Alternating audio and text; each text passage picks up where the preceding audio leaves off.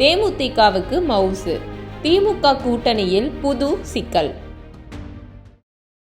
கலைக்கப்பட்ட மக்கள் நல கூட்டணியால் திமுகவுக்கு மீண்டும் சிக்கல்கள் எழுந்துள்ளதாக தகவல்கள் வெளியாகியுள்ளன.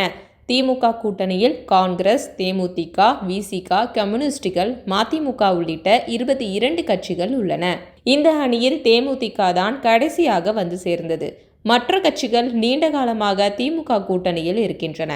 ஆனால் கூட்டணியில் புதிதாக சேர்ந்த தேமுதிகவுக்கு தரப்படும் முக்கியத்துவம் மற்ற தோழமை கட்சிகளிடம் புகைச்சலை ஏற்படுத்தியுள்ளது. இதனால் தொகுதி பங்கீட்டில் இழுபறி நீடிப்பதாக கூறப்படுகிறது. இது குறித்து திமுக தரப்பில் நம்மிடம் பேசியவர்கள், தலைவலியாக இருந்த காங்கிரஸ் பிரச்சனையை முடித்து சற்று மூச்சு விடும் முன்னரே பழைய மக்கள் நல கூட்டணியால் மீண்டும் சிக்கல் எழுந்துள்ளது. தேமுதிகவுக்கு 10 தொகுதிகள், ஒரு ராஜ்யசபா சீட் தருவதாக சொல்லித்தான் கூட்டணிக்குள் கொண்டு வந்தது திமுக. ஆனால் மற்ற கட்சிகளை சமாளிப்பதற்காக 6 அல்லது 7 தொகுதிகள் வரை தேமுதிகவுக்கு ஒதுக்கப்படும் என தகவல்கள் வெளியிடப்பட்டன.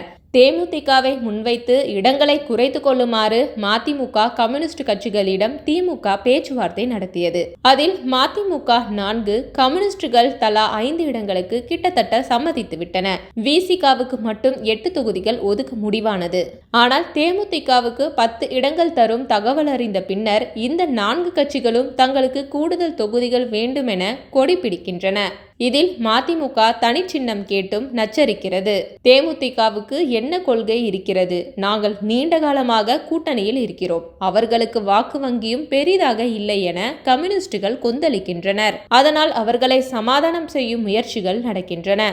2016இல் மக்கள் நல கூட்டணியால் தான் திமுக வெற்றி வாய்ப்பை இழந்தது. மீண்டும் அதே கூட்டணியால் இப்போது சிக்கல் வந்துள்ளது என்றனர். கடந்த 2016ஆம் ஆண்டு சட்டப்பேரவை தேர்தலின் போது அதிமுக திமுகவுக்கு மாற்றாக மக்கள் நல கூட்டணி உதயமானது. இதில் முதலில் விசிக, கம்யூனிஸ்ட், மதிமுக கட்சிகள் இடம்பெற்றன. பிறகு தேமுதிக தாமாக வந்து சேர்ந்தன.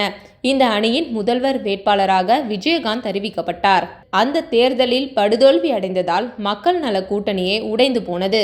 2019 மக்களவை தேர்தலில் விசிக, மதிமுக, கம்யூனிஸ்ட் கட்சிகள் திமுக கூட்டணியில் இணைந்தன. தற்போது 10 ஆண்டுகளுக்கு பிறகு மக்கள் நல கூட்டணியில் இருந்த தமாகவை தவிர மற்ற 5 கட்சிகள் திமுக கூட்டணியில் இடம் பிடித்திருப்பது குறிப்பிடத்தக்கது.